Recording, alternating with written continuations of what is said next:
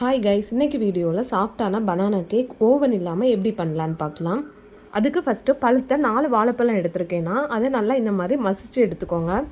அது கூடவே ஒரு முட்டை, 4 ஸ்பூன் அளவுக்கு நெய் இல்லைன்னா பட்டர் கூட சேர்த்துக்கலாம். சுகர் ஒரு 1/2 கப் இந்த மாதிரி மிக்சியில் அடித்து சேர்த்துக்கோங்க. 1/2 spoon vanilla essence, 1/2 spoon baking soda இவ்வளவும் சேர்த்து நல்லா மிக்ஸ் பண்ணிக்கோங்க. மிக்ஸ் பண்ணதுக்கப்புறமா எந்த கப்பில் நீங்கள் சுகர் மெஷர் பண்ணீங்களோ அதே கப்பில் 1 கப் அளவுக்கு மைதாவும் 1/4 ஸ்பூன் அளவுக்கு உப்பும் சேர்த்து நல்லா மிக்ஸ் பண்ணிக்கோங்க. ஒரு பாத்திரத்தில் கொஞ்சம் நெய் தடவி மேலே மைதாவும் தூவி இந்த மாதிரி நம்ம ரெடி பண்ணி வச்சுருக்கதை அதுக்குள்ளே ஊற்றிக்கோங்க. குக்கரை பெல்ட் விசில் போடாமல் ப்ரீஹீட் பண்ணிவிட்டு மாவை அதுக்குள்ளே வச்சுக்கோங்க. வச்சு 45 மினிட்ஸ் கழித்து இந்த மாதிரி கத்தியை உள்ளே விட்டு வெந்துட்டான்னு சொல்லி செக் பண்ணிக்கோங்க. வெந்திருந்துன்னா மாவு கத்தியில் ஒட்டாமல் வரும். அதுக்கப்புறமா எடுத்துக்கோங்க. ஆறுனதுக்கப்புறமா சைடில் கட் பண்ணி எடுங்க. அப்போ தான் கரெக்டாக வரும் நீங்கள் தட்டும்போது.